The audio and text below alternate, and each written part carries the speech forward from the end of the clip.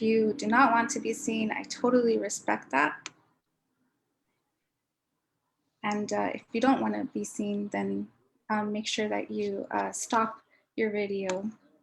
Okay. And I am now going to press record.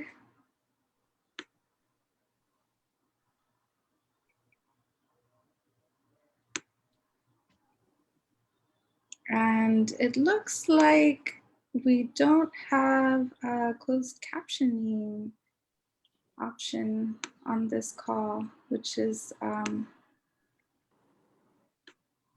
interesting, not ideal.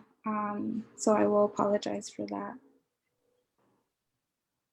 But we will be able to have live, or not live captioning, but captioning on the YouTube video. So Crystal, if you could let me know whenever you see the live stream on Facebook, I'd appreciate it.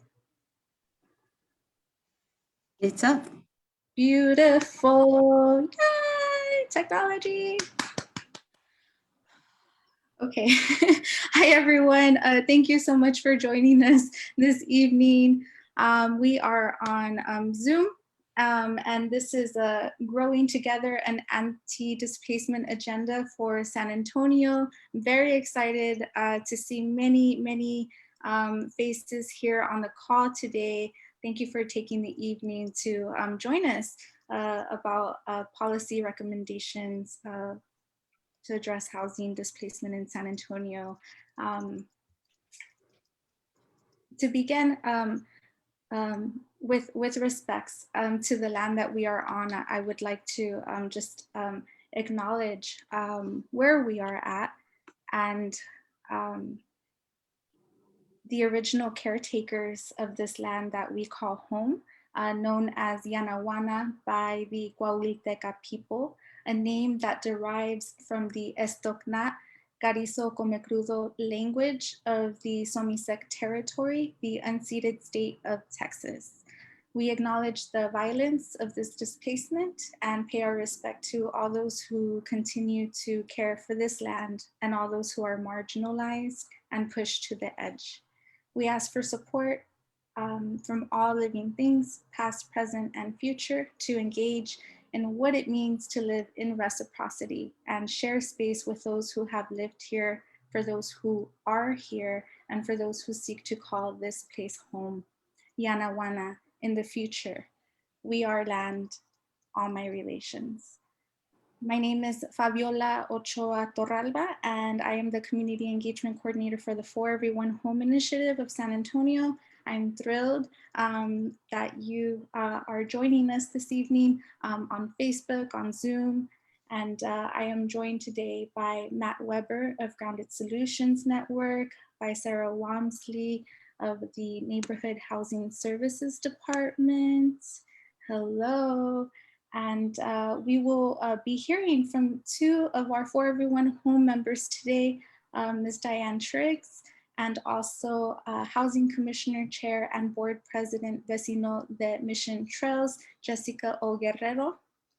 If we have any other team members present from the For Everyone Home Initiative, can you just wave a hand, say hello? Lots of people on this call today. Wonderful. Thank you for being here. Okay, great. So for the next 2 hours, hi, Sandra. We're going to, hello. For the next 2 hours, we're going to be learning about the For Everyone Home Initiative. You'll hear from various members, or two members, Jessica O. Guerrero and Diane Triggs, who will discuss their efforts to address displacement in our local community. We'll also be discussing some of the policy measures, and we're here to hear your input, to hear your experiences, and specifically for you to guide us, tell us what you think we should prioritize from the anti-displacement policy agenda. We want to acknowledge that this forum is not the most accessible forum for everyone. We know that many people have difficulty accessing this technology, and that in fact this technology does consume a lot of energy, and is also part of the ongoing violence of native lands and native peoples. So thank you for being here, and many apologies for continual consumption of energy resources. We're here to create a space to share. And so this technology is also important in that we are able to at least meet digitally through the Zoom world. And so if you have a neighbor, a family member, or a friend that perhaps wanted to be here but couldn't make the meeting, you can let them know that we will have ongoing opportunity for you to provide your input on our anti-displacement agenda until the end of April. And also that this will live in the digital world on our YouTube channel, as well as in the Facebook world. Should you happen to be watching us from Facebook, thank you so much for being here. And though we can't speak in this particular digital space, we do have an online facilitator, Crystal Paul. Thank you so much for your technical support, who will be asking you questions, dropping information into the comments section. So do not be shy about asking questions, about making comments. We want to make sure that we are as inclusive as possible in this changing time that we are in, and want to encourage you especially to speak through the comment section on the Facebook live stream. You can find that within the For Everyone Home group. And if you are watching, one way to support this endeavor and to continue spreading the word about this process of our initiative is to share. All you have to do is just share the live stream video that you see. Perhaps you know some folks that wanted to attend but who couldn't register into the Zoom call. You can also copy and paste the link and actually send it to someone through a text message. So that's another way to also support this work and to help us build accessibility. And if this is your first time in the world of Zoom, it's a very new experience for many of us. I just want you to know of a few pointers that might help support your engagement. So first of all, at the bottom of the screen, there is a button that says mute. And if you press on that, it will mute you, which means that we won't be able to hear any noise in your background or perhaps you speaking. We ask that you mute yourself until it's time for us to come into a public forum.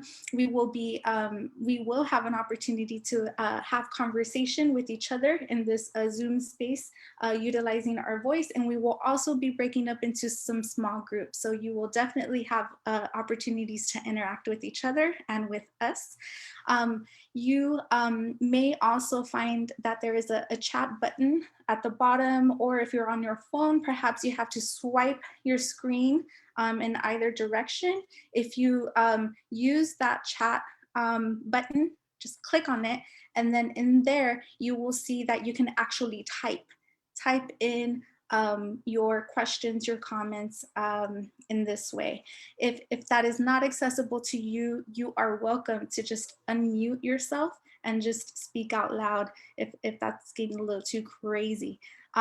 We also have a reaction button at the bottom of the Zoom platform. If you are on a computer, you might have to swipe as well to find it if you're on your phone. The reaction buttons are just kind of, you know, ways to help us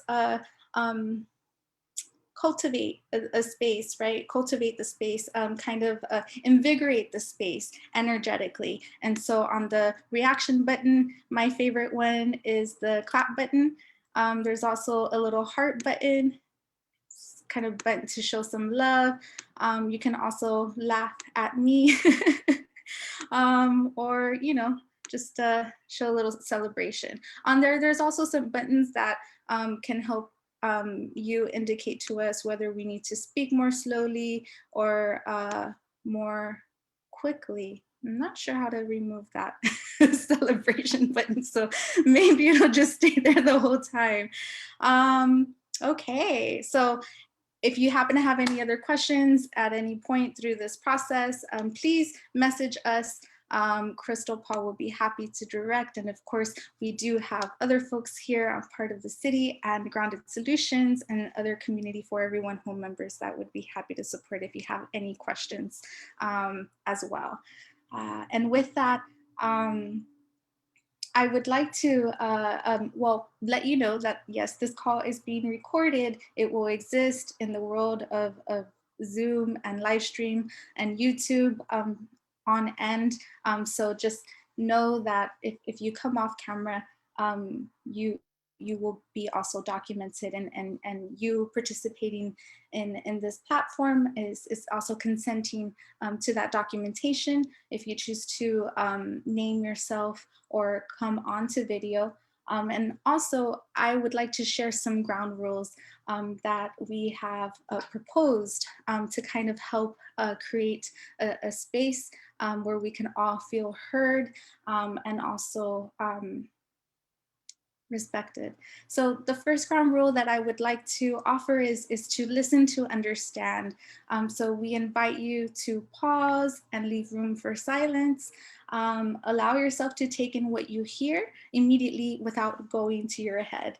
So listen to your body and notice what you notice. Stay curious and leave room to be surprised. Another ground rule is to step forward or step back. And if you are a person that is used to withholding, perhaps hiding, perhaps bowing your head and sitting in silence, we want to encourage you to be seen, to be heard. We all are here to learn from each other. If you are a person that is used to taking the spotlight, I want to encourage you to share your energy and encourage other folks to step up, challenge yourself in whatever way that means, whatever that means to you, to move closer towards your edge. Another ground rule is that there is one mic, and for us to also speak from the I. So we each come here with diverse backgrounds and experiences, and there's no experience greater than the other. However, your reality is your own reality, and we cannot speak for each other. So I'd like for you to, when you speak, be honest about where you fall in this issue. Are you a landlord? Are you a renter? Are you currently houseless? Have you experienced displacement in the past? Are you here as an ally, as an advocate, as a person in the industry? There are multiple positions within this issue of housing displacement. They are all valid, but we want to make sure that we are understanding and critically engaged with especially those who are experiencing displacement at this moment, and also leave room for all of the players who in fact make up this housing network, this housing issue that we are all a part of. Another ground rule is that multiple realities can coexist, and accepting that is helpful in understanding that each of us in our own minds, in our own head, are our own world, and so and we invite you to think about perhaps what lives beyond your own immediate world. And to support that, I've created a couple of questions because I learned through asking questions. And so I have a couple here for you. So I'd like for you to consider, how do we cultivate space rather than fill it in? How can we share the room that we have and utilize existing resources to allow our multiplicities to exist as a whole? And I also have another ground rule, which is to critique the structure and not the individual.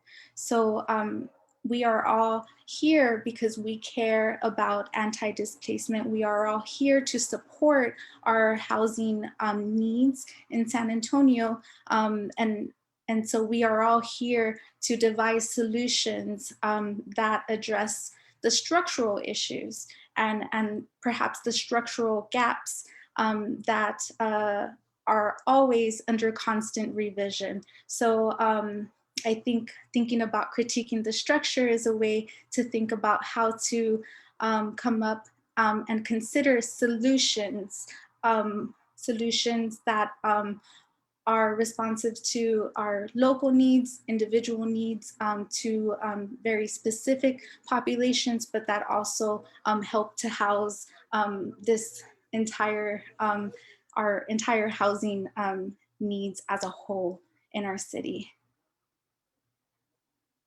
So at this moment, I just want to take a second to ask that if you would like to introduce an additional ground rule, that you do so now. You can do that on the comment section or through the chat box. Sometimes, you know, we come also with our own knowledge, with our own experiences, and those are valid. So this is just a way to create a space where we're all actively designing that space for each other. And if you happen to come up with something later on as we move forward, that is totally fine. We're here to add on and edit as we go. Great. So with that, I would like to ask that we take a moment to see an overview. It'll be a video overview created by Matt Weber of Grounded Solutions that gives you a background information on the For Everyone Home initiative, how this initiative was devised, where we have been, and where we are going. So with that, I'd like to ask for the overview video, please.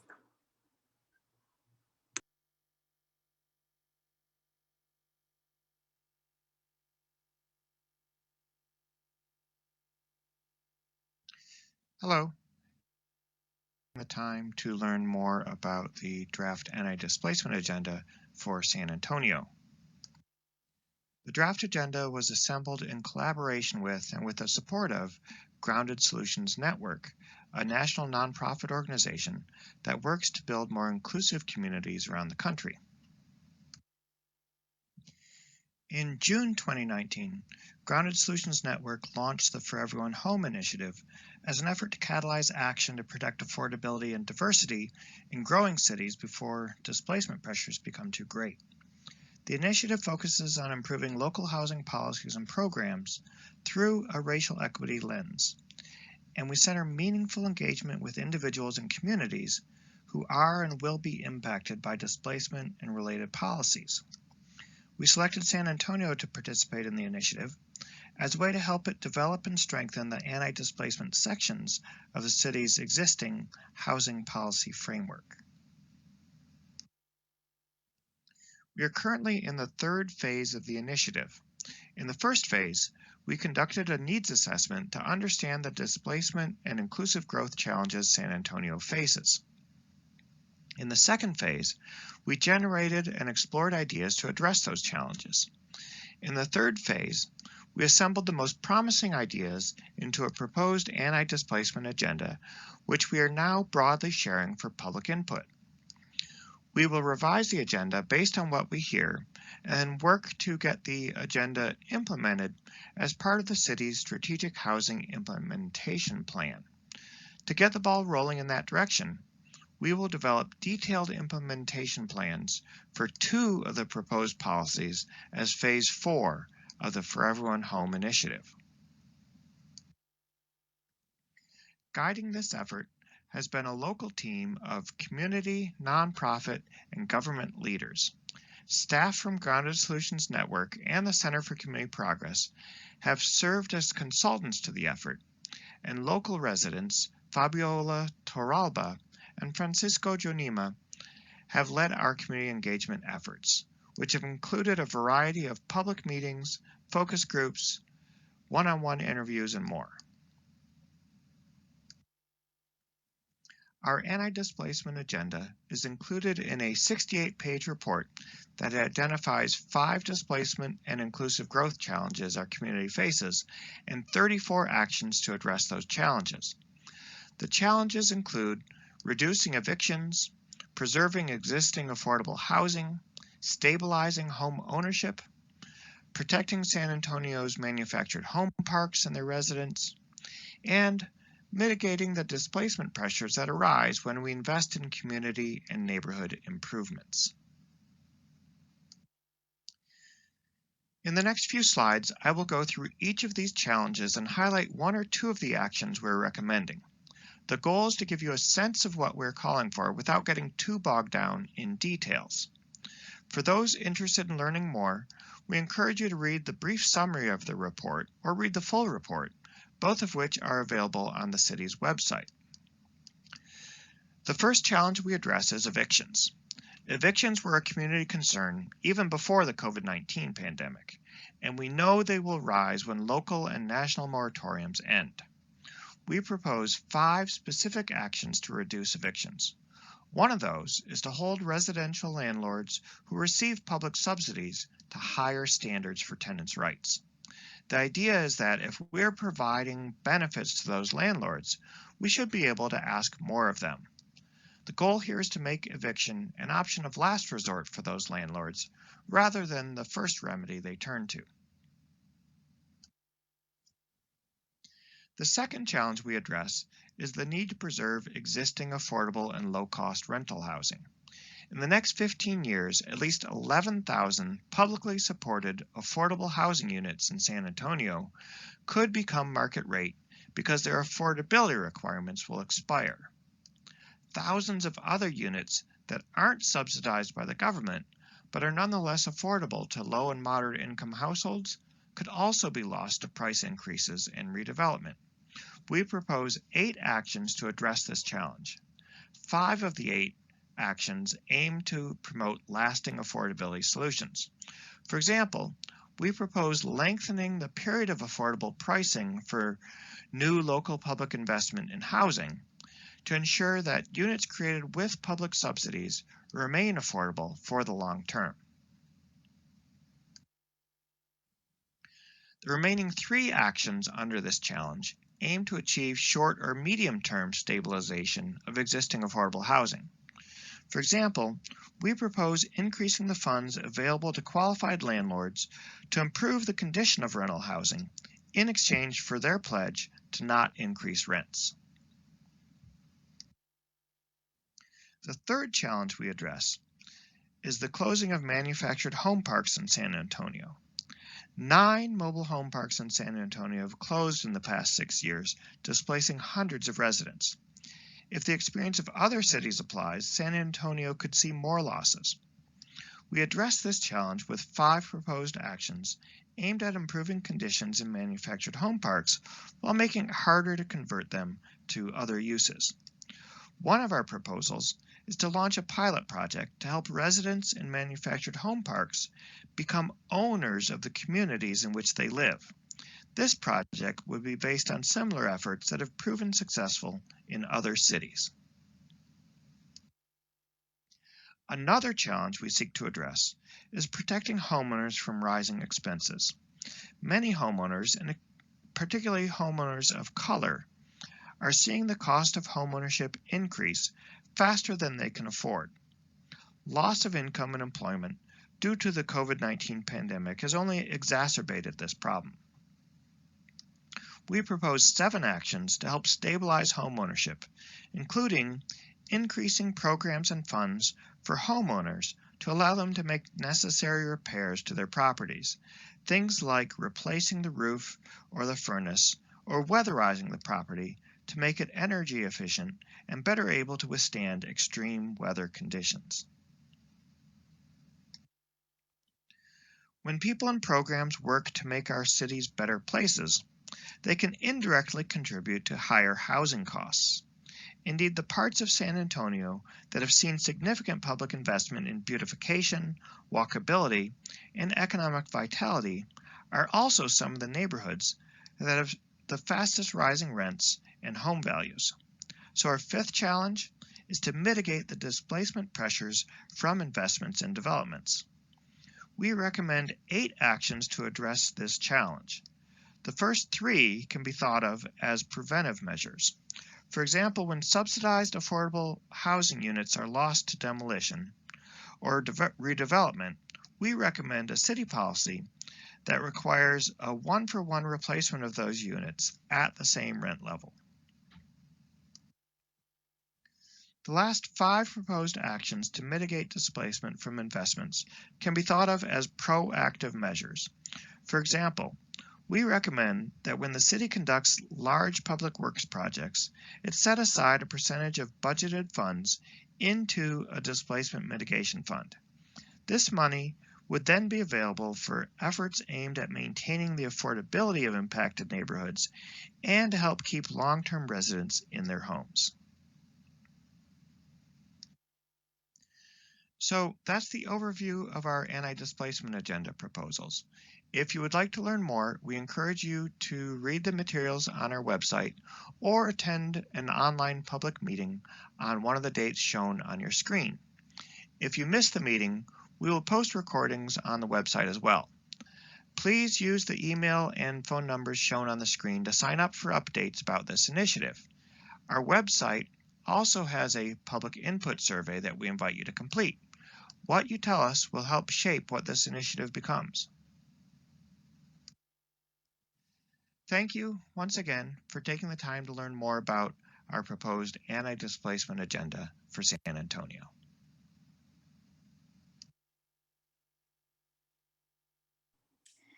Wonderful. And thank you so much. That was Matt Weber of Grounded Solutions who provided that overview, who is also here with us today and who will be here to respond to any questions that you have about Grounded Solutions Network or the For Everyone Home Initiative in San Antonio. Thank you, Matt Weber. The Grounded Solutions Network is a nonprofit that has been working with a team of city and community leaders to put this together. I see from the chat that we also have, I'm just gonna name your initials in case you don't wanna be named, MK, who is here because equitable access to safe, healthy housing in healthy communities in every sense of the words healthy and community is a fundamental right and required if a city that hopes to achieve sustainable well-being. We also have Sarah Wamsley here, who works with the City of San Antonio in the Neighborhood Housing Services Department, who is here to answer any city-specific questions. I'm happy to see familiar faces, and we'll be back shortly on camera. We also have CS. Hello, Cynthia, who is here to listen and learn. Thank you all for all of the work that you do. Beautiful. And I'm just checking in to see if we have any new joiners. Oh, we have VP, who is here to listen and understand. We also have SW, who says, hi everyone. I've been organizing activisting around housing justice issues for a few years. I'm here because I love SA and I care about its future. I'm excited to hear and see creative solutions to the housing crisis that center the most affected by displacement. Beautiful, great, nice. Okay, and just in case you're just hopping on, I just want to take a quick recap of our ground rules, which is to listen, to understand, to step forward, to step back, to use one mic or speak from the eye, to allow for multiple realities to coexist, and to critique the structure and not the individual. We are all here to learn from each other, and we're all here to devise solutions for our housing future together. And to support us in that, it's a special day because we have 2 of our community For Everyone home members who will be sharing the work that they've been doing locally and what they think is important about the anti-displacement agenda and perhaps some of the specific policy proposals that they would like to champion and advocate for their communities. And so our first speaker is Diane Triggs, who is a Blanco apartment resident and the mother of 13 and a pastor. She works on multiple initiatives, including For Everyone Home, the Coalition for Justice, for Food Justice, and the Renters' Rights Commission. Her leadership encompasses working with all kinds of renters, not just those under subsidized housing, as well as landlords. Diane Triggs was born in Louisiana, raised in California, and has also lived in Kylene, Texas. She has been a resident of San Antonio for 7, now going on 8 years. Her daily practice includes praying before each meeting and listening to key words to understand all sides of what is really going on. And with that, I'd like to encourage everyone to help me with a round of applause using your reaction button or in the back, and ask Diane Triggs to take the spotlight.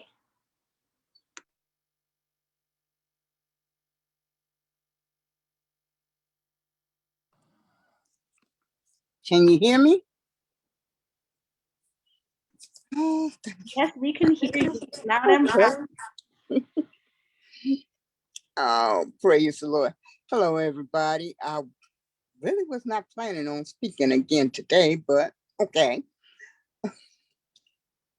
As she said, I have been in Blanco going on pretty much almost 8 years. I have seen a lot, heard a lot. I'm also dealing with those that are not in housing, but they are renters. And not just in this city, from different states. And it seems like they all have the same issue. I also deal with landlords. They have their own set of issues too. Look like all of them just about the same. But my thing is, when I left California and moved to Louisiana, then moved to Texas. In California, we have a thing called rent control. Well, the landlord can't go no more. The highest they can go is $50 above their rent. And they have to notify their tenants at least 3 months ahead of time. So if their tenants decide they're going to stay there or not. I see down here, they do not have that.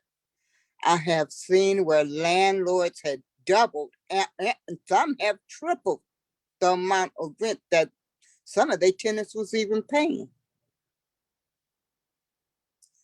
I have seen since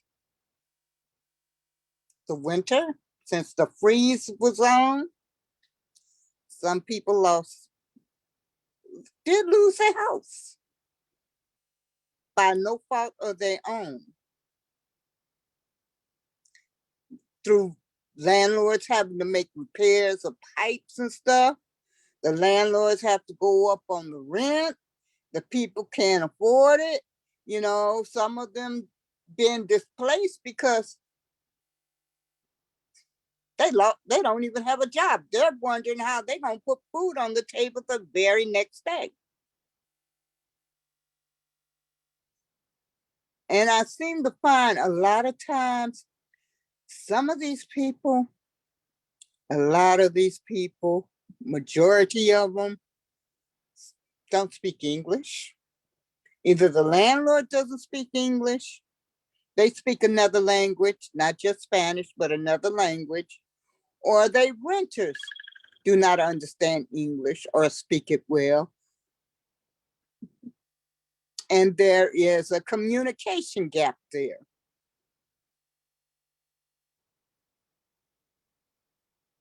like I told a few people I know that are renters, and a whole lot of them I know are renters, are those that are buying homes for the first time, as well as landlords.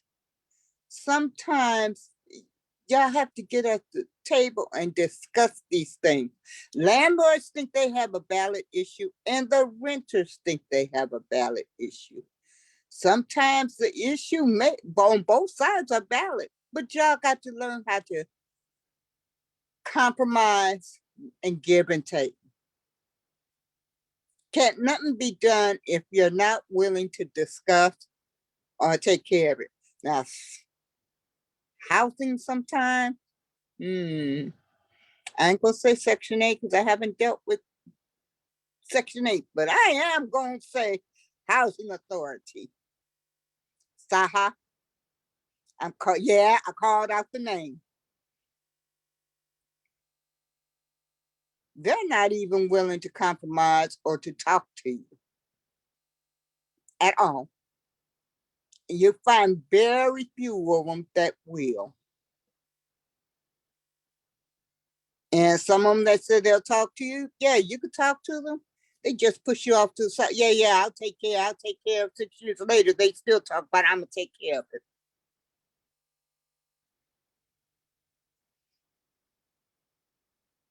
Sometimes it's not what you say, it's how you say it and how you present things to both of them. Now, with the pandemic that's going on, a lot of people lost their jobs.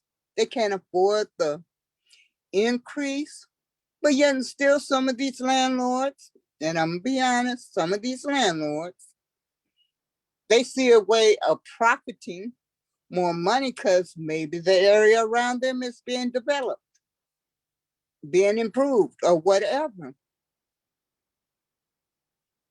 And that places a person within not just a financial bind, but an emotional bind as well. And warehouses are down here sometimes, I can understand and see how some people end up being homeless. And I understand some people do prefer to be homeless, especially with living in Saha. I've had some tell me I'd rather be on the streets than to live inside. And I'd be looking at them like, wow, how can you say something like that? That they've dealt with Saha before, they know what it's about, and they're not doing it again. They rather take their chances on the streets. Now,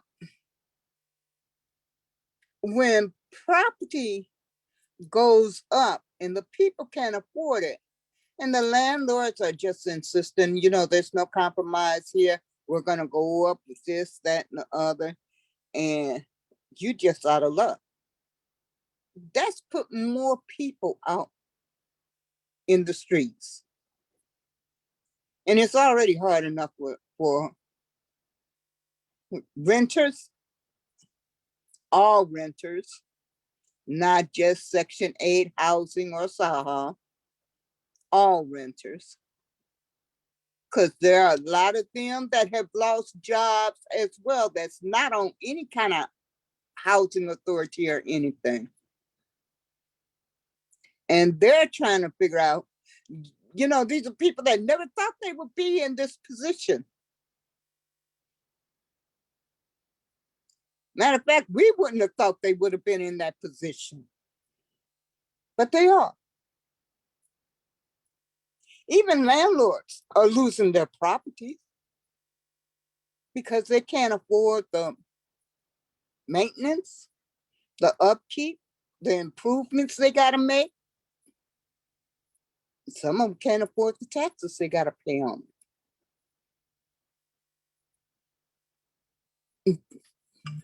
So, we're trying to find a solution, not just for, my thing is, not just for Saha, not just for housing authority, for all renters, even for landlords, because some landlords do rent, even though they have property. They may be renting out to somebody else, but I've known some to take and rent themselves a house so they could rent property out to somebody else that may need a place. So we all are in this same boat, and we're trying to find a way for not having people thrown out of their houses, especially for no fault of their own. But it is a give and take. Both sides have to come to an agreement. And that's all I could say right now. I've seen the issue on every side. Sometimes I have to intervene and say, hey, you got to go here, you got to go do this, that, and the other. And sometimes I hear the landlords crying and they say, well, you know what? The only thing you can do, have you tried with this person? Have you talked with this person? Have somebody to go with you as a go between if you feel you cannot talk with this person, without getting into a shouting match, and try to work it out. You have to give it a chance somewhere instead of always thinking because you the landlord, you got all the rights in the world, because you don't. And sometimes some of these renters need to understand, just because you the renter, don't mean you always right neither. Because I've seen some renters, because they feel they paying the rent, that they could just treat these people's property any kind of way, just damage it, destroy it. But once again, we're not even on that one. We're talking about trying to keep people from being put out in the streets with no place to go. And that's what we're working with right now. That's all I have to say. Thank you so much, Diane Trigg. If you can join me in giving a round of applause. Thank you for sharing your insight from all perspectives. Wonderful to hear what you're seeing on the grounds. And just to maybe perhaps provide an aid to any of our viewers, to any folks here on the Zoom call, I've shared the 5 main policy recommendations that we are working on through the anti-displacement agenda. Perhaps as you are listening, they will be referenced, and we'll read them out loud just to support everyone's understanding here in case you're not a reader. So the recommendation proposal number 1 is to reduce formal evictions, informal evictions, and lease non-renewals. The policy recommendation number 2 is to preserve existing affordable and low-cost rental housing.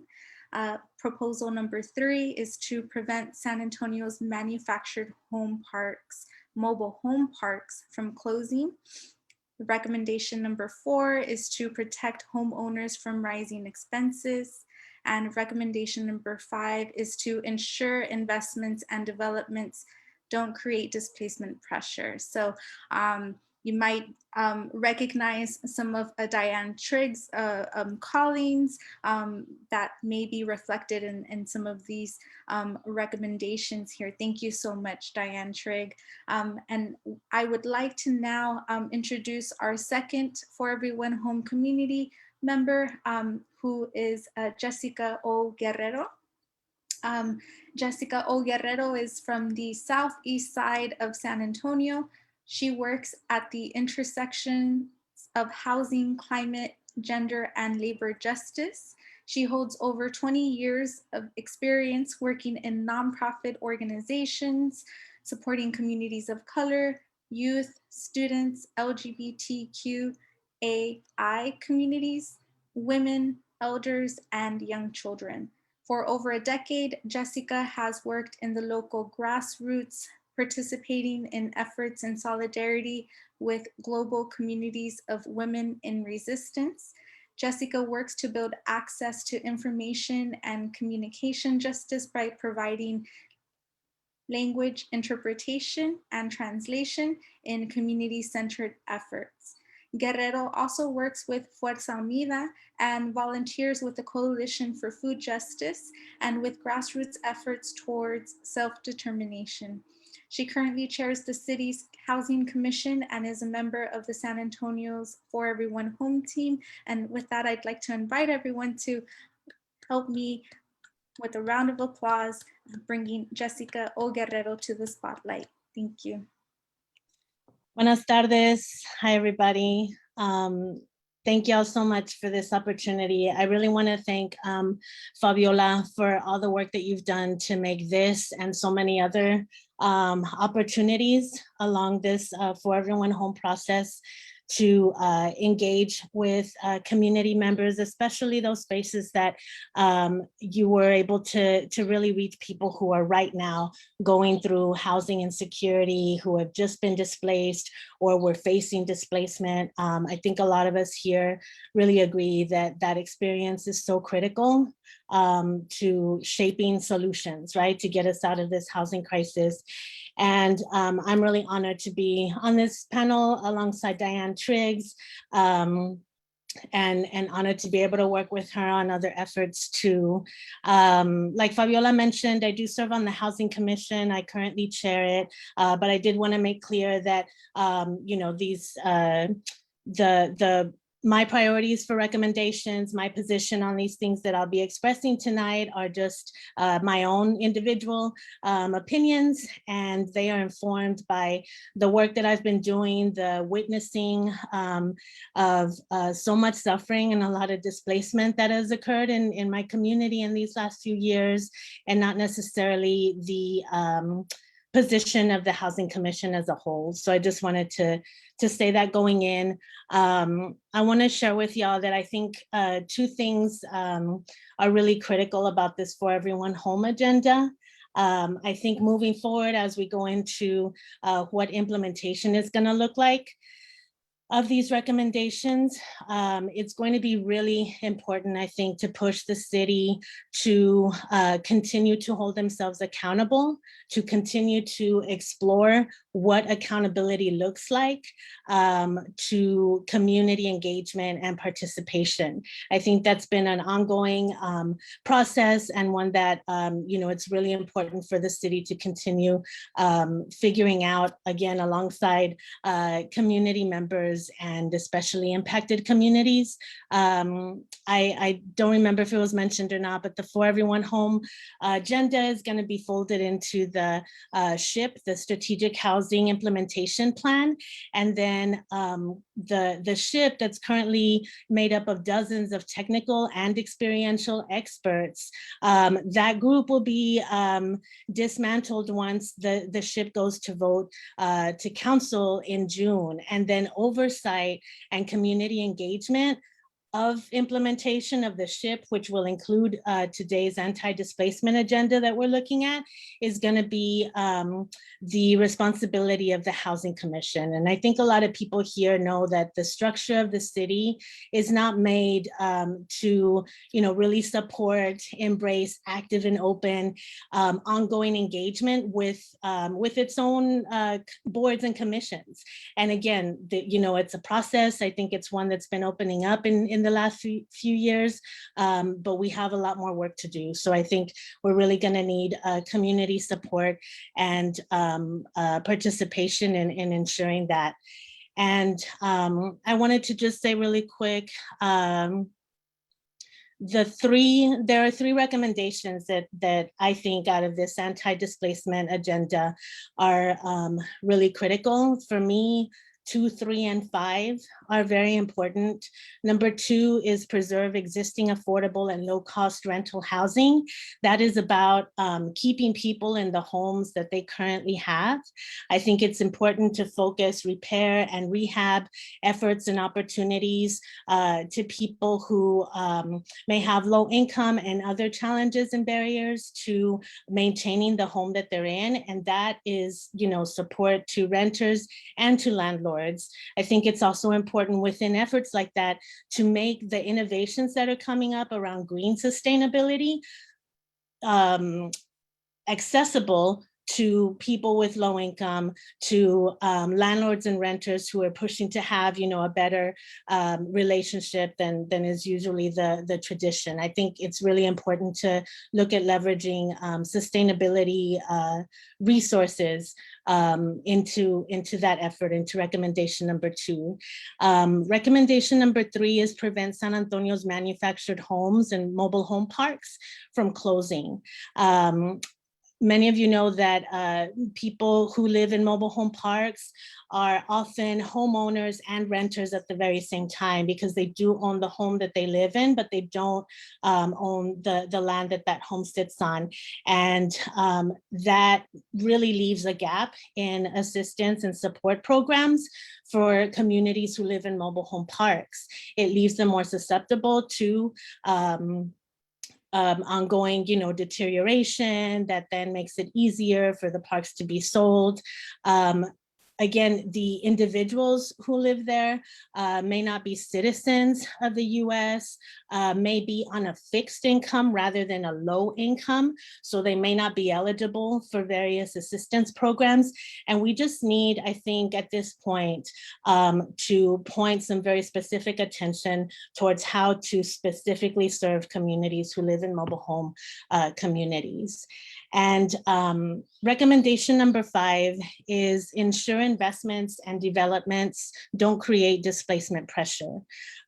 This recommendation, I think, is very critical because it holds a lot.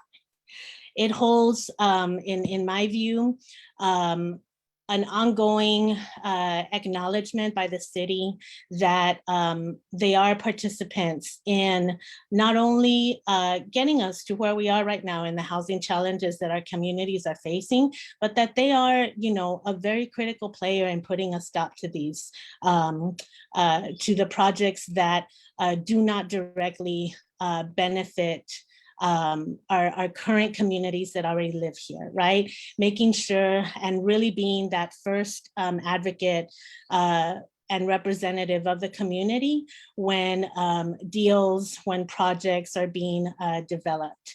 And I think it also is an important recommendation because a lot of the displacement that I've seen and been a witness to in these last several years since 2014 were a result of public projects utilizing public funds for the purpose of the public and common good. And yet we were left with mass residential displacements out of those. So that equation is not making sense. It's really time to take a closer look at that.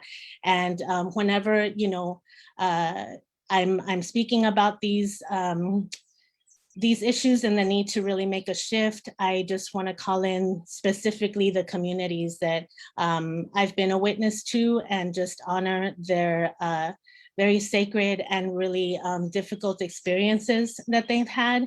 I want to acknowledge that they continue to suffer the impacts of the displacement that they have endured. And those communities are Rolling Homes Mobile Home Park, Mission Trails Mobile Home Community, Oak Hollow Mobile Home Community, Soapworks and Town Center Apartments, Jasper Mobile Home Park, and The Edge Apartments. And I will leave it there, and I look forward to hearing more about what your priorities are on these recommendations. And I'm happy to be here and happy to share the space with you. Thank you. Thank you so much, Jessica O. Guerrero.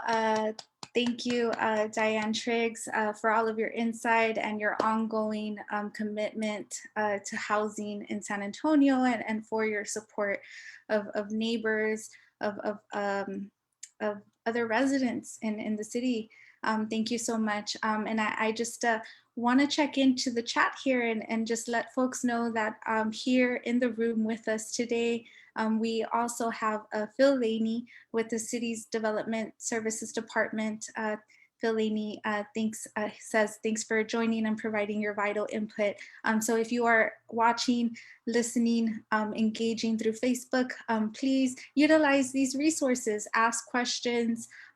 This is an opportunity for us to share and learn. Thank you so much, Kayla Miranda, for also naming Wheatley Courts. Yes, another a housing unit that was displaced, and that led to the displacement of many, many people, some who are still unhoused. And so with that, I'd like to invite everyone here to participate in a little bit of movement if you feel called to do so. I learned through moving the body. I think we know a lot through our bodies. Obviously, individuals who are on the go, who have experienced displacement, and those of us who are witness to this human suffering are also embodying, right, what we see. And as we're listening to some of these ideas, the anti-displacement policy proposals, perhaps we're also taking in, right, taking in all these stories and holding space for these complexities, and also thinking about these broader solutions. So I just want to invite you to join me in this gesture for rolling. Is it rolling? And then we have mission, mission. And then we have oak. I'm just extending my limbs here. Oak. And then we have soap. Soap. And then we have jasper, which I'm not familiar with as a tree, so I'm using my imagination. Maybe it's a shrub. Oh. And then we have edge. And so in the edge, I'm going to use my whole space, push, push, push to the edge, and perhaps reach towards our edge. And as we reach towards our edge, we're also inviting other people in, inviting people into the space, and then come back home. So I'm going to do that one more time. And then if you want to follow me, you can do it again to follow me. And this is just to remember, right? Oh, and we cannot forget Wheatley. What would Wheatley be? Wheatley. Wheatley. Okay, cool. So let's take this from the beginning and let's see how good my memory skills are. We have rolling. We have mission. We have oak. We have soap. This is a washing clothes by hand in case nobody's experienced this. We have jasper. What was jasper? Was it up? We have edge, very similar to Wheatley. Edge, pushing ourselves towards our edge, bringing those in the edge towards us, towards the center. And then we have Wheatley, which is very similar to jasper because here we go. Good, nice. Okay, and just let it all go. All right. Whew. So we're going to be here for now about another hour. So if you'd like to take a break to get some water, a break to just like, what is all this information? What are all these anti-displacement policy recommendations? There is 5. We're going to take just a 2-minute break if you need to grab some water or take care of your bio needs. So I will be here. Timer is on. And for those that aren't taking a break, if you want to say hello, you can. And I will just kind of entertain ourselves by reading some of the chat comments here that I see. Alice Ganestaro Garcia, enjoying the movement. Thanks, Fabiola. Happy face, upside down, happy face again. Cynthia Spielman, I'm sorry I have to leave for another meeting. I will watch the video. Thank you so much. Okay, and just in case you are seeing your way out, I want to make sure that you have all of the information that you need to participate and follow up with providing your recommendations. So as you may be aware, we do have a Facebook group for everyone home, SA-Facebook. If you are a Bitly user, you just type in a Bitly, bit.ly.com/FEH-SA-FB. We also have a YouTube channel, and there you can see the overview in Spanish. We will have the overview in English there as well. And you will also be able to see the recordings of each of the 4 meetings that we've had, 2 in English, 2 in Spanish. If you know anyone who is a Spanish monolingual speaker and you want to make sure that we hear from them, if you think this is something that interests them, or if you want to be proactive and help us make sure that we include their experience, their voices, their recommendations, and help them gain their input, you can also direct them to me. You can also direct them to the website on the Neighborhood Housing Services Department, where you will find all of these materials, including a input form that exists on SurveyMonkey. So on the Neighborhood Housing Services Department website, you will see the anti-displacement agenda, the actual full report. It's very thorough, and it has many images that describe what displacement or reflect what displacement looks like at the moment, and how in fact it is a racial equity issue, and an urgent issue as well. We also have a mailing list if you want to stay connected. Happy to keep you in the loop about where we are going. And most definitely, if you are interested in the implementation process, we want to make sure that we have a way to stay in touch, and to also include you in this ongoing community engagement process. You are encouraged and welcome to give my phone number, my email, call me if you're stumbling about any of the language in the anti-displacement agenda, or you'd like more information or more insight on any of the data that is shared. You can call 210-990-5265 or 210-906-8387. And you can also email communityengagement@gmail.com. And I am available to support in either English or Spanish. So if you have a neighbor and you're not sure how to communicate with them, just give them a phone number, give them my phone number, or you can call me. You can call me, go knock on their door and say, hello, Fabiola, I have a neighbor, please talk to them. And I'm happy to do that as well. Okay, so looks like we're a little over 2 minutes. Okay, Meredith McGuire is here. Yay! Meredith McGuire says, so glad to see many activist friends here this evening. Wishing we can meet again in person soon. Oh my God, yes, please. Can we dance?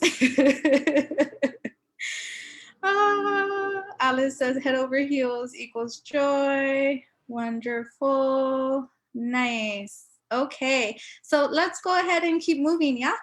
We have a full remainder of the hour a little less than an hour. And since we have so many participants today, we do most definitely want to make sure that we give individuals an opportunity to speak with each other. But before we break out into breakout groups, I'd like to just open the platform to anyone here who would like to ask a question to either our panelists about any of the information that they shared, Diane Triggs or Jessica O. Guerrero, and also open up the platform perhaps to any individuals that have questions about anti-displacement agenda. What is displacement? What is mitigation? What are these big words you're using? We have Matt Weber here to support us. We also have Phil Laney, and we have Sarah Wamsley, and not many opportunities to engage directly with our leadership, so use this space. And so if you would like to ask a question, you can use the reaction button, which has a little hand that looks like this. You can also type in your name into the chat box. If you are on Facebook live stream, you can type in your question, comment into the comment section, and you can also just unmute yourself. Go right ahead. Any questions? Okay, yes, Sandra Tames, go right ahead. Hi, good evening, everybody. I'm Sandra Themes, Executive Director of the Fair Housing Council of Greater San Antonio. And, you know, in thinking about the city and its efforts to address barriers to fair housing, how to fulfill its obligation to firmly further fair housing, and I've read through the documents provided. I'm wondering what things have been considered in terms of making sure that issues regarding national origin and limited English proficiency have been included in the plan. That can be a cause of displacement when vital documents related to lease violations and eviction notices are not provided in a different language, right? For people that have the limited ability to read, write, speak, or understand the English language. So wondering how those can be incorporated into, you know, since we were already talking about higher standards for developers or properties that receive public support or financial assistance, how to make sure that all the different individuals are included in these protections, regardless of their ability to read and understand. And English may not be their first language, and also a way to incorporate to make sure that the rights of people with disabilities are protected here also. So I don't see a lot of information related to people with disabilities. I know I've been in different meetings before where these issues have come up, and I've raised these issues before. And I'm wondering, in terms of the public comments that are going to be placed, how the city is going to make that available to ensure that as we all provide comment, that we're maybe, maybe we're reading things and it jogs our memory about things that we think might be important. A lot of times when people provide public comment, there's the ability to see other people's comments and to be able to expand on that. And to make sure that certain things are included. I know I've been in previous meetings before where I've really stressed the importance of the city fulfilling their responsibilities in terms of affirmatively furthering for housing, to make sure that because they have a role to play, it's part of the permitting process, the inspection process, et cetera, with new construction multifamily housing that's being built, to ensure that those units are being built right, that they're meeting design and construction requirements for people with disabilities, with various disabilities, so that those units are considered accessible housing stock for the residents of our city that have disabilities that require specific accessibility features, right, in the units. I think that's really important. It's an issue that causes displacement when you don't have the ability to have full use and enjoyment of your unit. So I know, one of the things that I see kind of a little bit that's not in here are issues related to national origin and limited English proficiency, issues related to people with disabilities. We deal day in and day out with issues from housing issues related for consumers that are not just in subsidized properties, but paying full market rent. But the vast majority of people that we help are people with disabilities. It is probably 75% of the cases that we do every year. And so we know that people with disabilities, it's an extra obstacle and burden that they face when dealing with housing issues, regardless of whether you're in subsidized properties or not, right? So we have to consider both sides, and think about how these things need to be incorporated into this plan to ensure that everyone is kind of their rights are considered and factored into. So I know that there's things that are already here that are great. I mean, there's a lot of great stuff in here. It's so impressive. I've seen that a lot of things that have come up in different meetings are included. I think it's wonderful. I'm thinking just how can we expand that a little bit more to make sure, right? So just expanding what's already there to include just a little bit more when we're dealing with people with disabilities and people with limited English proficiency, because those are people that have rights under the Fair Housing Act. We need to make sure that those are kind of, they're incorporated in some way, right? And so making sure that as we kind of look to address displacement, that it encompasses all of the residents and I know that's been discussed in some other meetings, but I really want to stress it because I can't stress enough how many complaints that we receive from people with disabilities. Your disability is something that can affect you regardless of your age and regardless of your race and regardless of your gender. And so, it is something that they have just so many other burdens when faced with an issue with displacement, in terms of even securing suitable housing in the move itself. So I just wanted to add that. Thank you. Thank you so much, Sandra Tames, for bringing up those critical issues. And I want to acknowledge that I failed in this call to adequately make sure that the closed captionings are in this Zoom as we speak. Do note, so I want to apologize for that discrepancy on my end.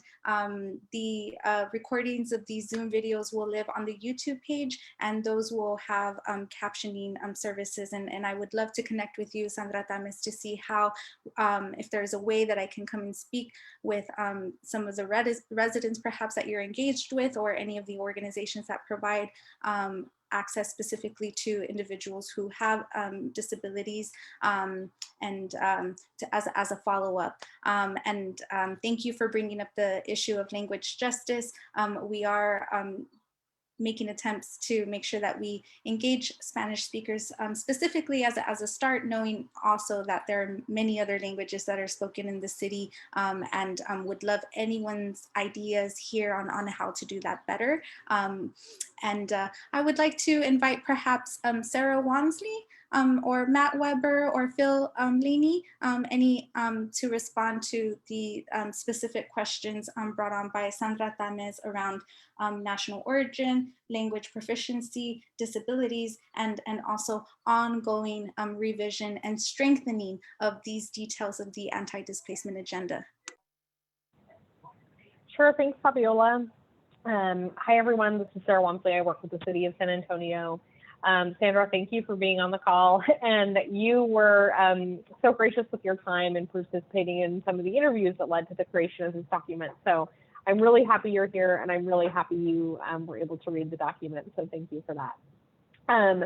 I heard a few questions raised in the great information that you shared.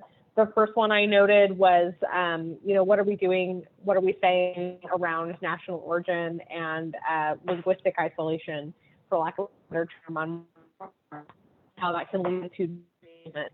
I think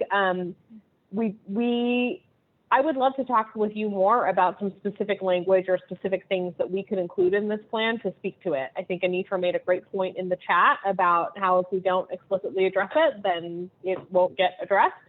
So I'd love to think with you specifically on it. I think specifically where that might fit in my own perception anyways is under the first item. One of the experiences that we've been seeing with folks going through the eviction processes or not knowing how to get information from their landlord is that language barriers are coming up a lot in those spaces, as you know, and I think a lot of folks on this call know.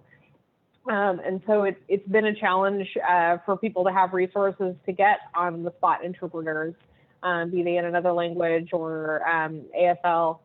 So I think that if we're going to flesh out any of those policies further, then that would be one opportunity area. And I'd love to hear maybe some ways around our home repair program so we can explore certain standards. I know that in, I believe it's category 4, where we're talking about kind of helping stabilize home ownership, there is some language around ensuring accessibility for units, but maybe we can dig deeper in that space too.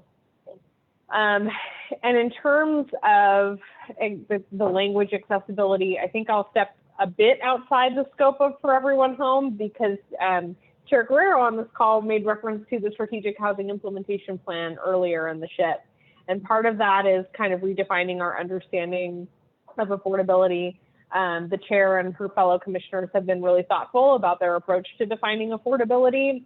And I think that some of that showed up in our conversation that we had with our SHIP stakeholders today, where they heard from some folks about how we include, how we take a holistic approach to defining affordability, and accessibility was one of those things that came up. So just noting that for our SHIP initiative as well as For Everyone Home.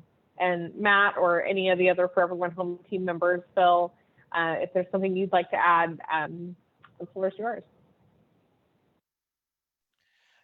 I would just add, Sandra, you asked, so this is Matt Weber speaking. You had asked, so what's going to happen with the comments? Are we going to see other folks' comments? We will be, so the agenda we put out is a draft document. We are taking comments with the idea that we're going to be revising it. So this is exactly the kind of feedback we're looking for. And so we will be both making revisions to that draft document and have an accompanying document that says, here's the feedback we heard from folks, here's how and where we addressed it.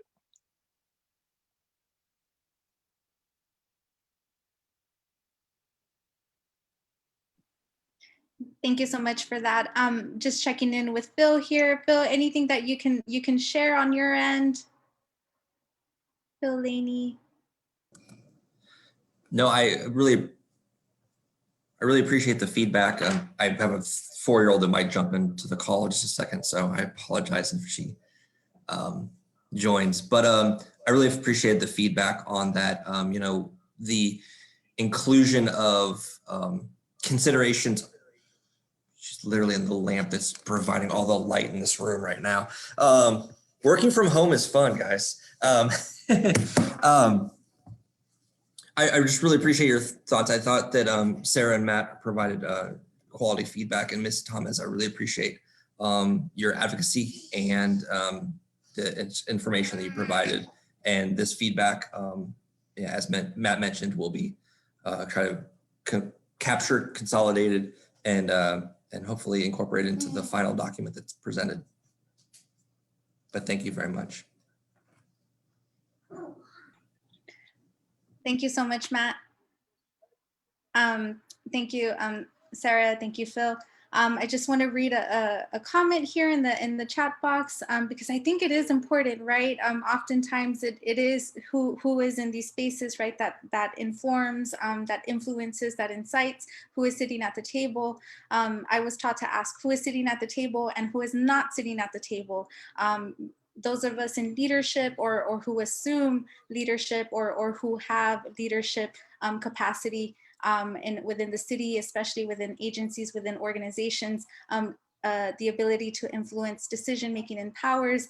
Sometimes it is important for us to remember this idea of what Jessica O. Guerrero alluded to earlier, which is the idea of calling in, right?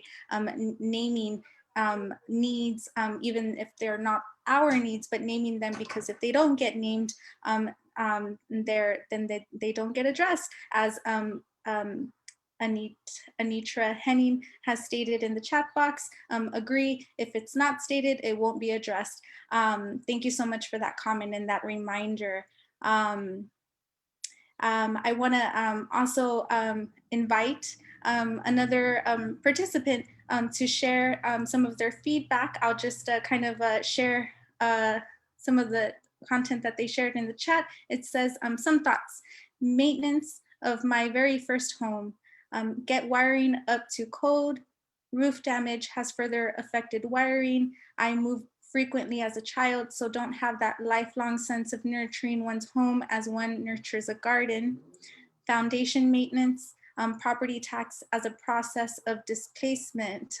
Thank you so much, Alice Canestaro. I would like to invite you to unmute yourself and add or ask a question. I suppose one of my questions is, how can I learn faster?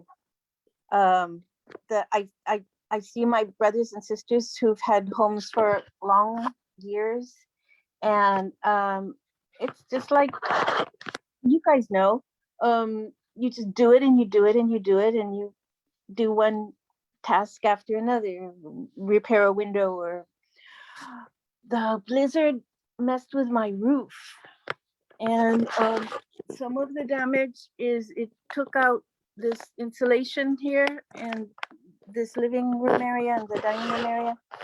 I mean, I'm just the process of finding contractors. There's so many questions. Contractors that are trustworthy, organizations that assist. I feel like I'm on page 1 of all of that.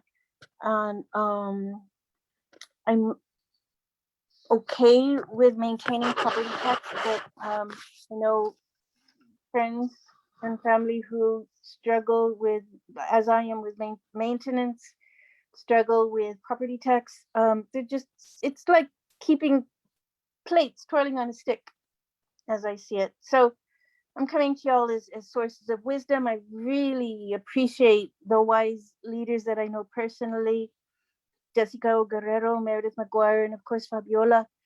And those are some of my thoughts off the top of my head. Just how to learn faster and then apply that wisdom. Thank you so much, Alice, for Canestaro Garcia for sharing that feedback. We are all catching up on learning, learning, editing, revising as we go. This is definitely learning, revising as we go. As we're kind of dealing with many of these infrastructure issues, not only that have been ongoing, but that have also been exacerbated by some of our climate change.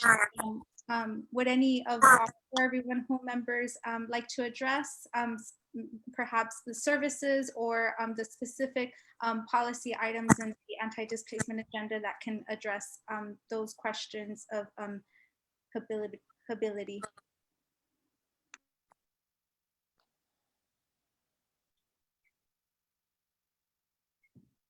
Can you repeat the question, Fabiola? I think I missed part of it. Yes, so I'd like to take the opportunity to just offer Alice Canestaro Garcia information on what within the anti-displacement agenda addresses her questions about habitability.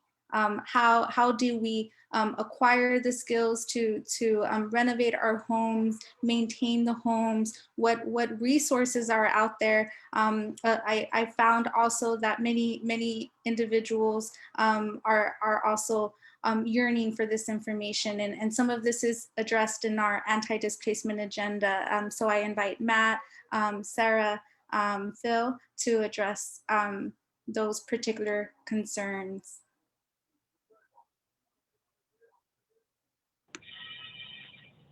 Hi, Fabiola and team again.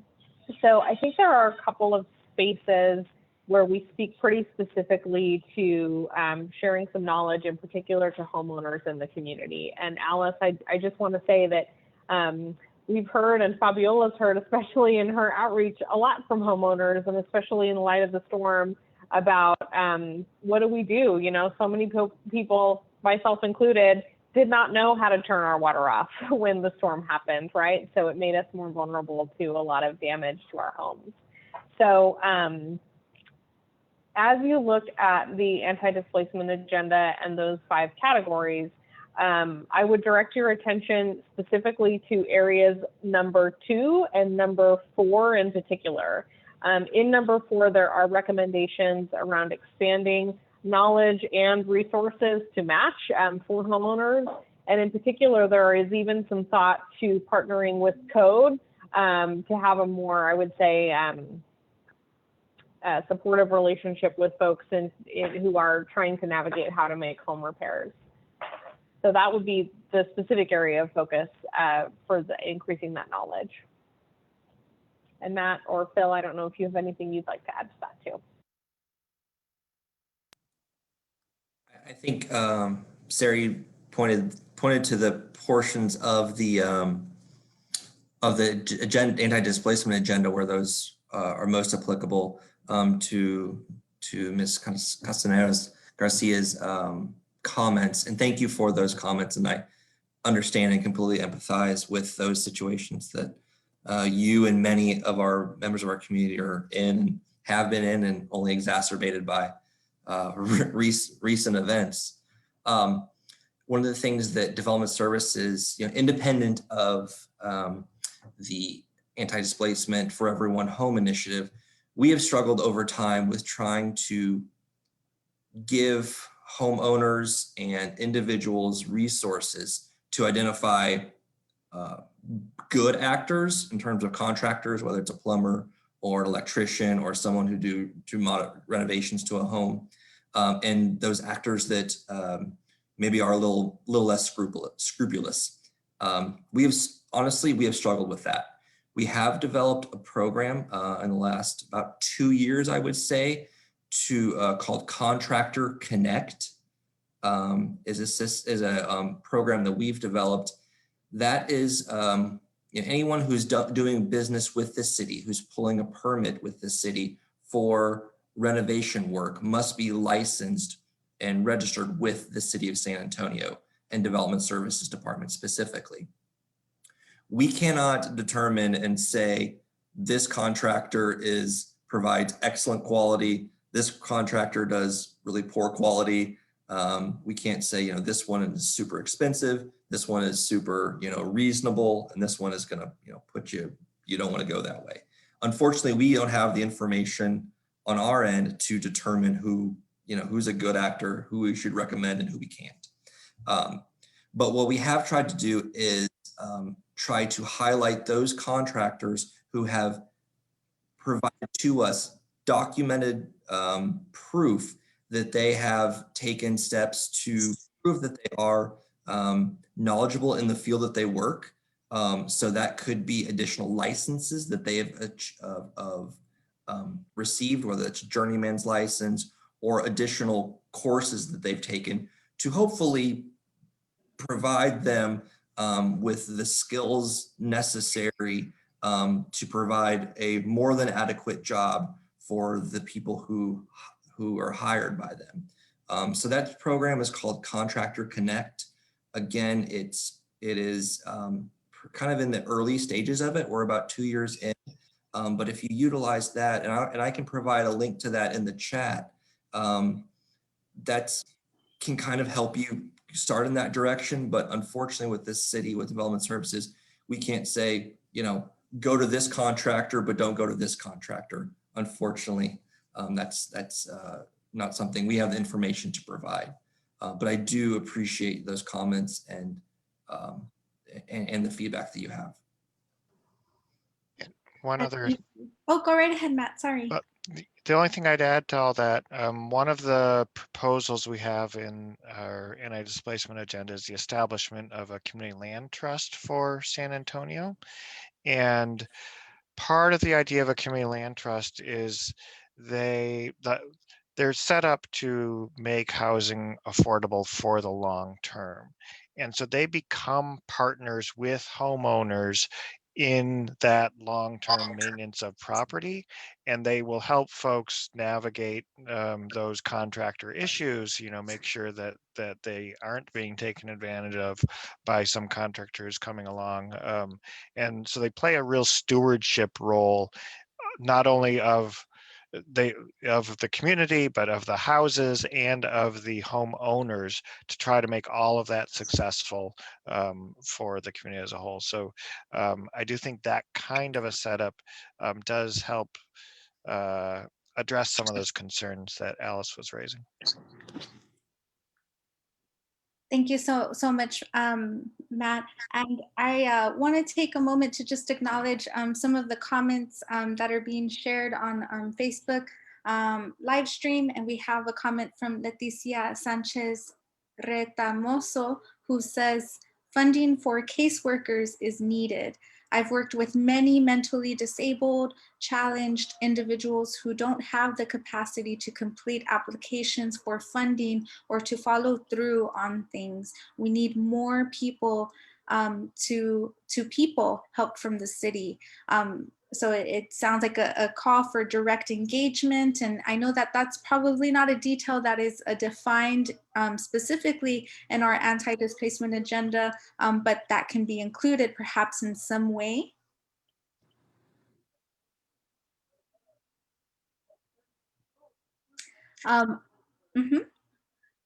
And I also see another comment from Jessica O. Guerrero.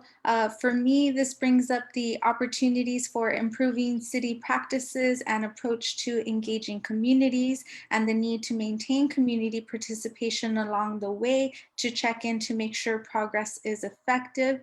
The For Everyone Home process provided space to model and experiment with best practices, and also reiterated for some the need to resource and prioritize community engagement and participation. Thank you. Hello, this is Diane. Can you hear me? Yes. I'm wondering, could she check out the contractors with Better Business Bureau? Because they could tell you whether they are legit or not. That is a very good question. And is there a way to check out contractors through the Better Business Bureau? Another insight that I've received from residents is that sometimes contractors cost a lot. I, as a working class person, I know that my go-to is the cheapest source, right? Even if it's not the most beautiful, go to the cheapest, most affordable source, and that may not always sit in line with perhaps maybe some of the standards of the city. So I'd like to invite Phil, if you can offer any insight, if there is any way for residents to kind of self-advocate. Can they look up businesses through the Better Business Bureau? What are your recommendations? That is a great point, Ms. Triggy, and great recommendation. There are other resources. There's the Better Business Bureau. There's other independent, private online resources that I personally used in the past.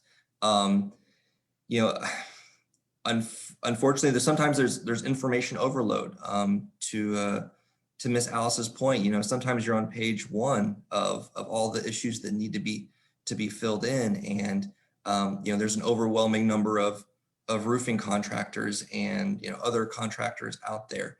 But those references from the Better Business Bureau or from other related sites could be beneficial. But at the same time, I would be aware that those are the same if I was a business owner in that field, I would also utilize those resources and try to say, get people who had a positive experience, hey, advocate on my behalf. So there's no 100% guarantee that any interaction is going to be positive, but it's not. But those are a good start, and one way I would recommend beginning. In addition to, if you know anybody who also has had similar work done, that's kind of another, word of mouth is also pretty strong. One other way, and this may be limiting to a certain extent, is other resources of people who have been who utilize contractors, real estate agents, and other people who are in the construction profession or real estate profession may have contacts that they've worked with in the past on an ongoing basis, and those people may have good contacts to utilize.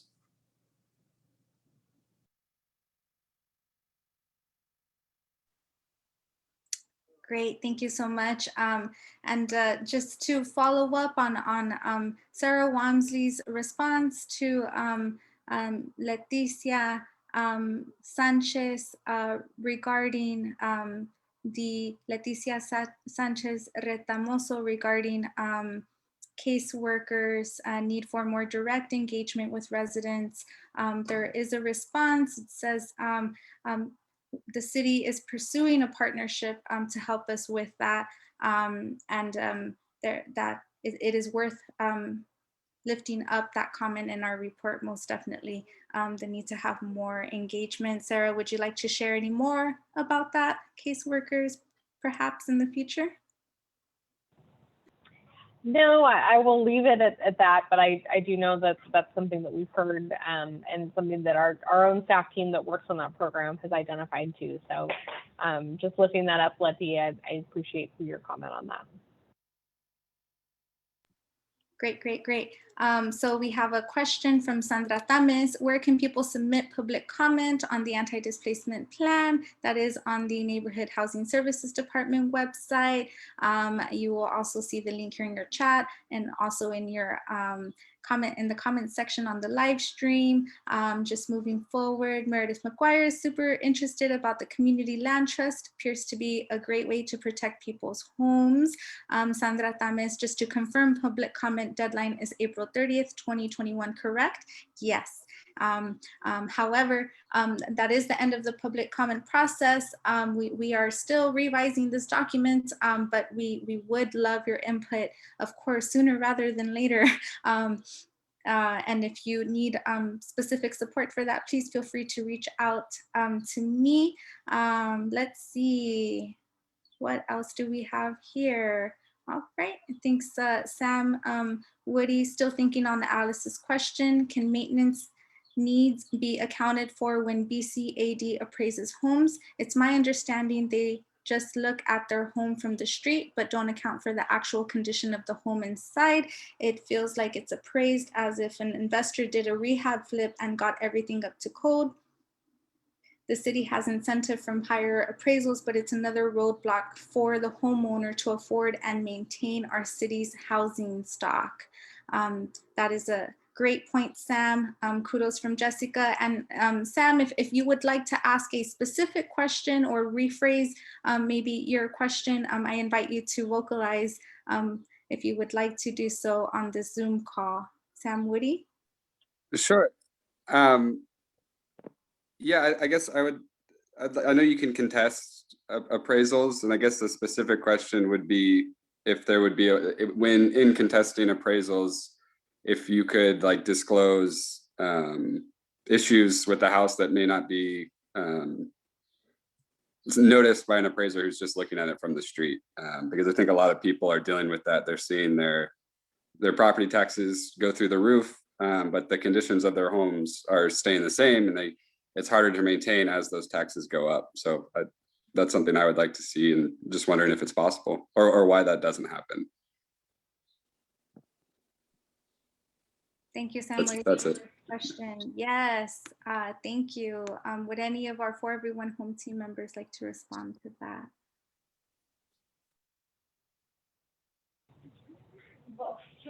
Sam, I apologize that there isn't a representative from BCAD here who could give you a much more informed answer than I could, but I'll just share with you what I do know in my limited knowledge is people do use the condition of their homes to help contest their property taxes, often successfully.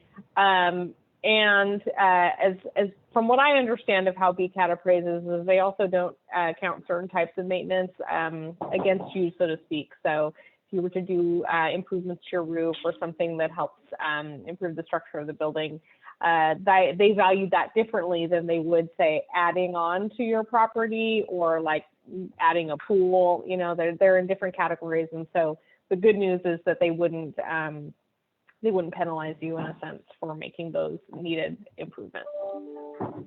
And if someone knows these policies better than I do, please correct me.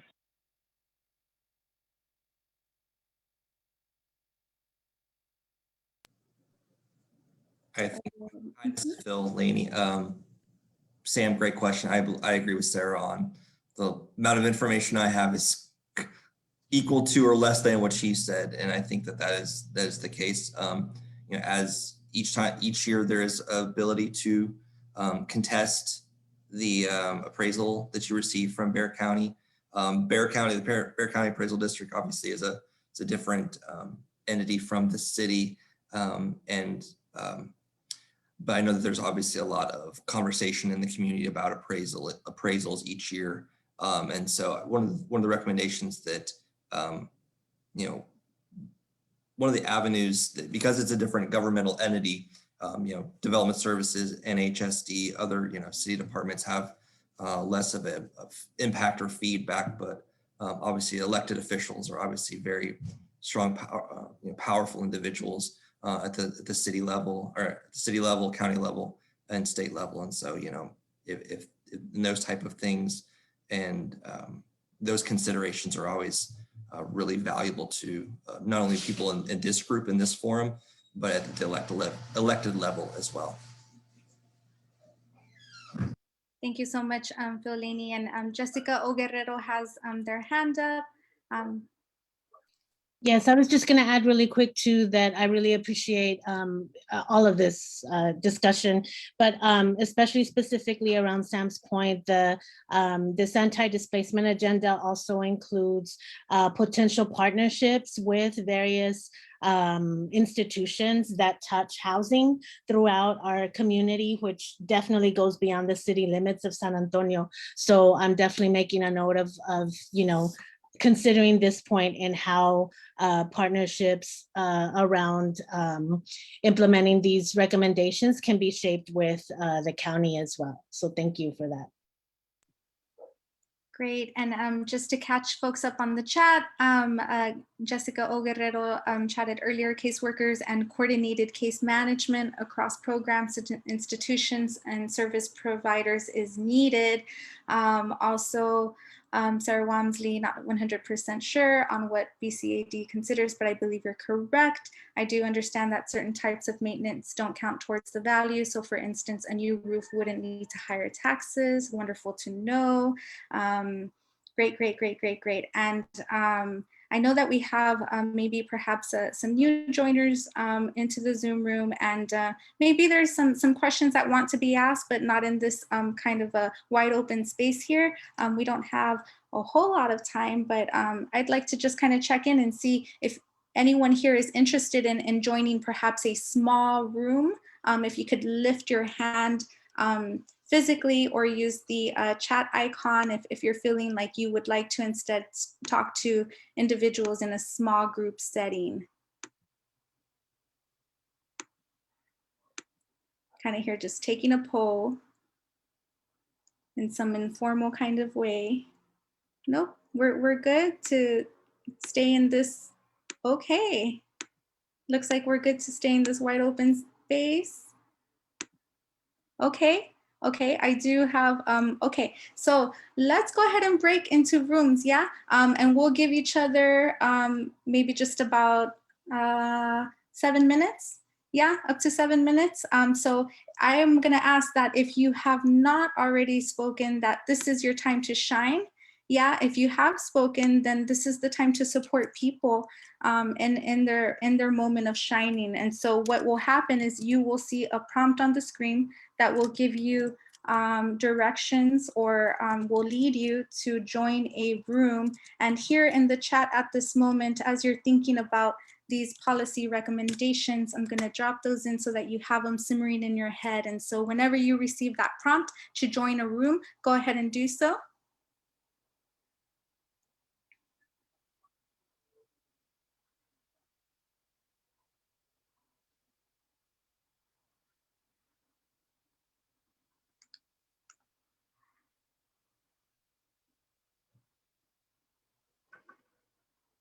And if you haven't joined a room, that means you're here with me in the wide open space where Zoom, Facebook folks can see you.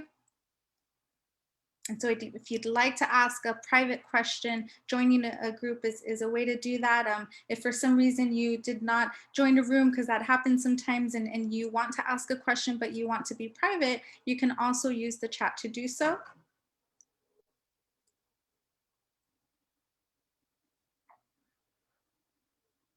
And as we are here just kind of simmering, perhaps bubbling, perhaps looking at this anti-displacement agenda document online, thinking about the 5 policy recommendations that we are highlighting. I will read them out loud.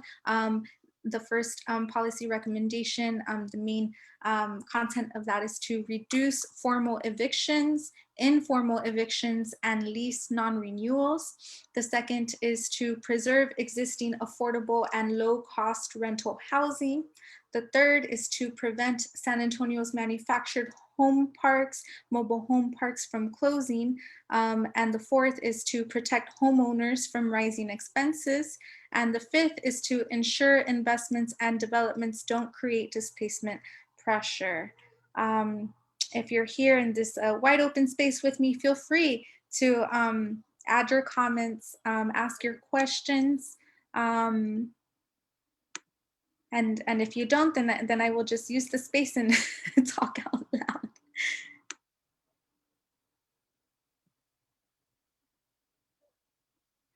One of the things that about that last comment about appraisal, Sarah Walmsley shared an acronym BCAD, equals Bexar County Appraisal District.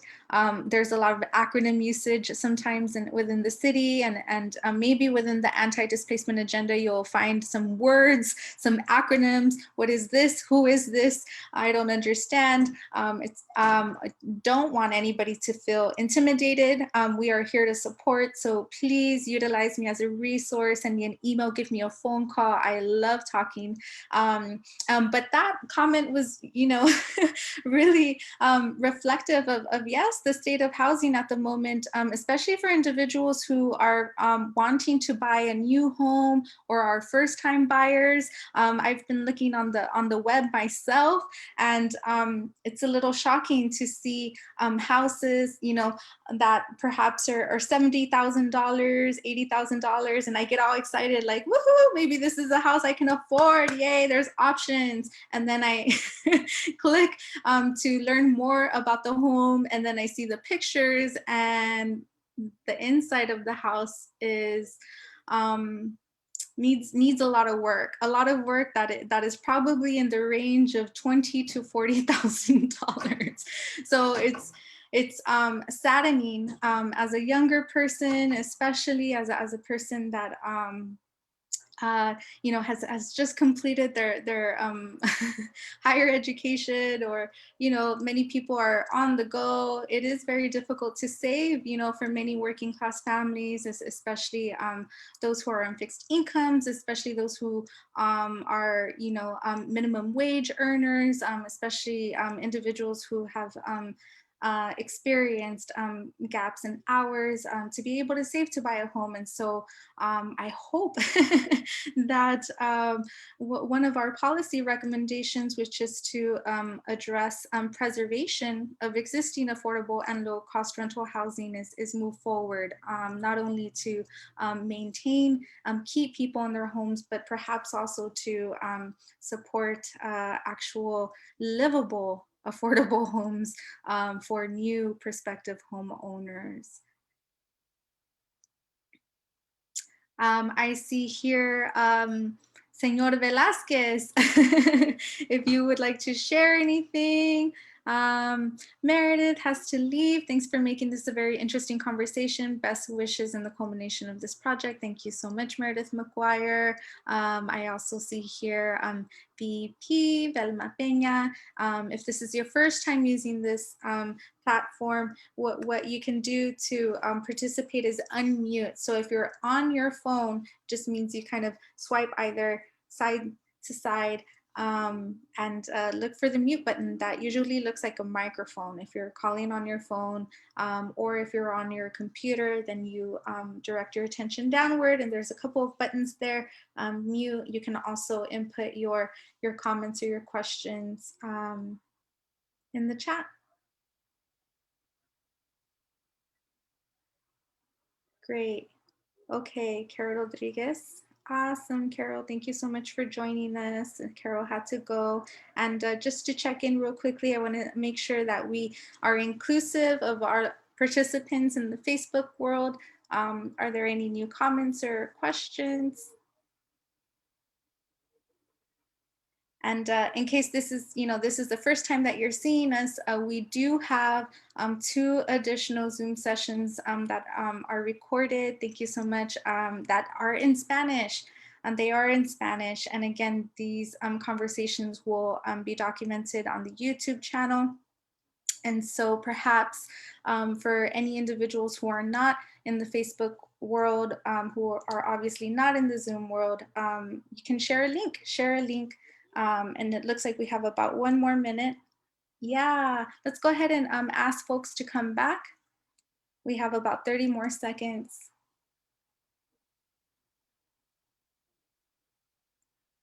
Great, so we're asking folks to come back from the rooms.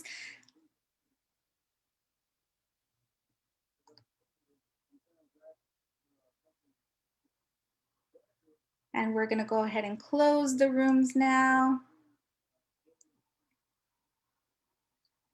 Yay, we did it, we did it. We joined a room, we left a room.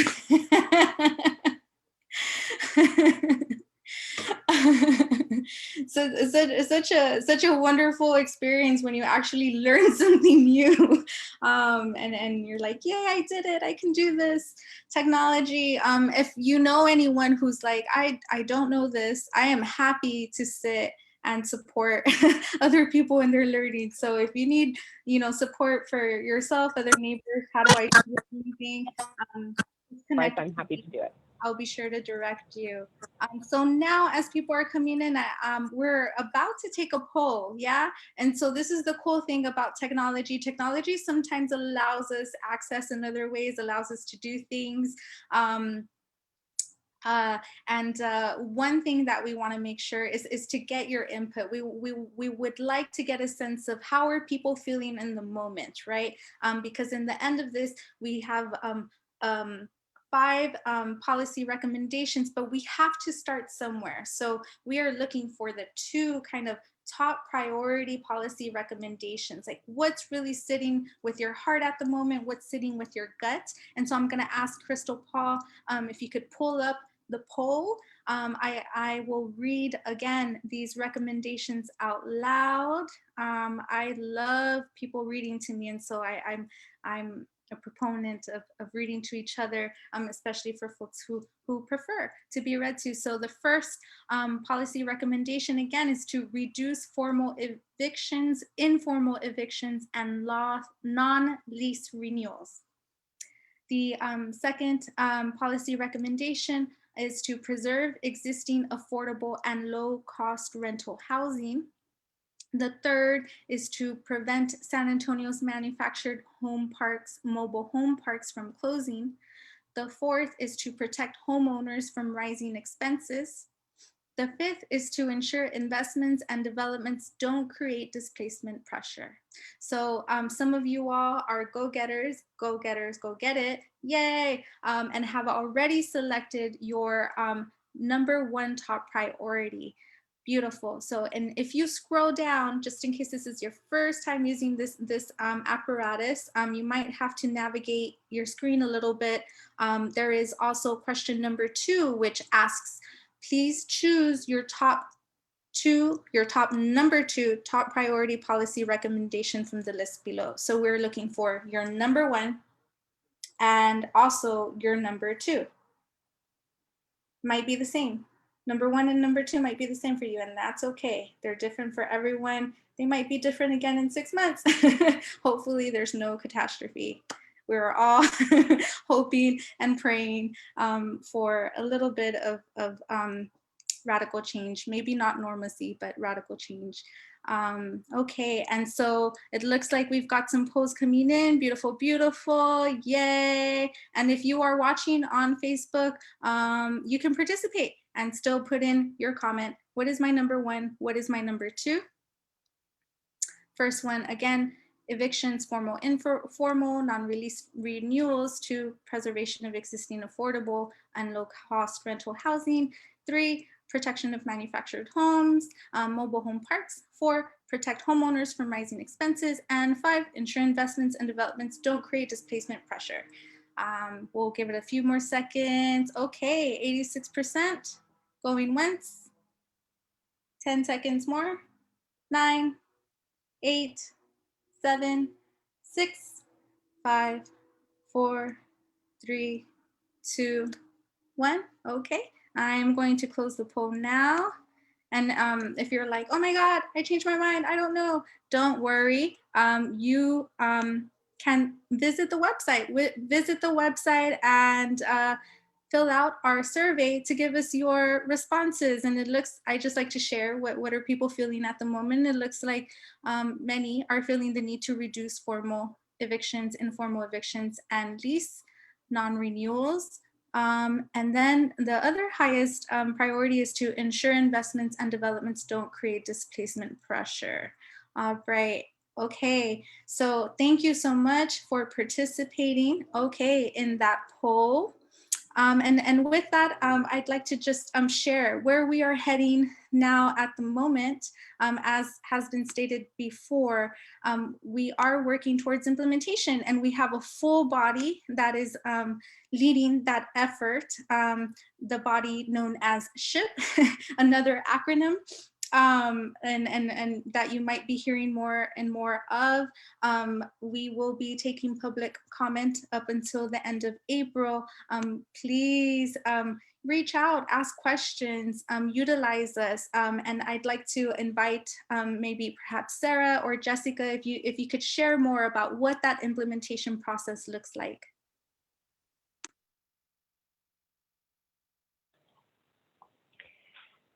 Chair, we can happily tag team this one, but I'll take the first crack at it. So our immediate next steps are that we're focusing on getting the survey out and hearing from all of you. So please do click the link to the website, take the more complete survey where you can say specifically, I want this recommendation or I want that one. It's really important to us and is kind of our formal way of making sure that any comments that you share with us make their way into the report.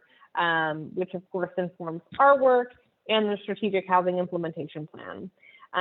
Within For Everyone Home, we will be selecting 2 initiatives for Matt and his team to craft implementation plans around. So we're really lucky to have their service and expertise to leverage.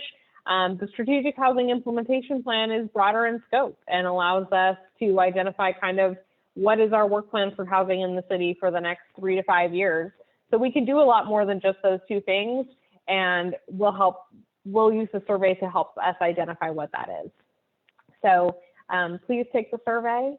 As Chair mentioned earlier, the Housing Commission will kind of become the oversight body of this work going forward. So we look forward to hearing from you and engaging with you through that and hopefully other channels as well.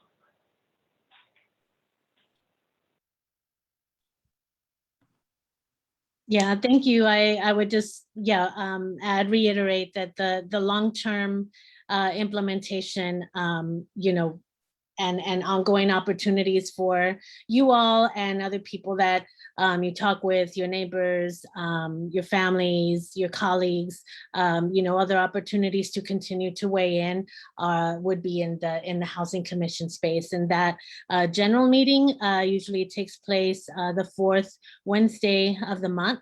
And right now we're going through some transitions, so there may be other opportunities in between that we'll be sure to let you know about to also weigh in on this and various, really closely related issues and questions too.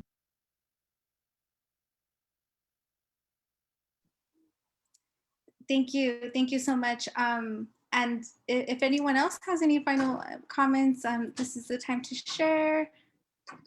I do want to encourage everyone to tap into all of our digital online networks. Please visit the Neighborhood Housing Services Department website to learn more about For Everyone Home Initiative.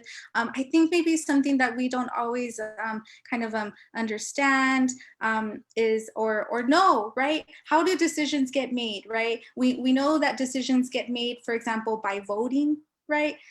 We may not know that this is one way that decisions get made. And so it's super, super, super, super critical, important for you to talk with your neighbors, with your family members, with other residents about housing. What is housing? What is going on? Who does housing displacement affect? It affects us all, right? And there are multiple positions. And so having those conversations is super critical to not only championing the anti-displacement agenda, but also perhaps championing housing as an issue. Perhaps it is an issue that you would like your elected official to take on. Perhaps it is an issue that your organization has room for improvement to work on. Lots of revisions and editing on the go.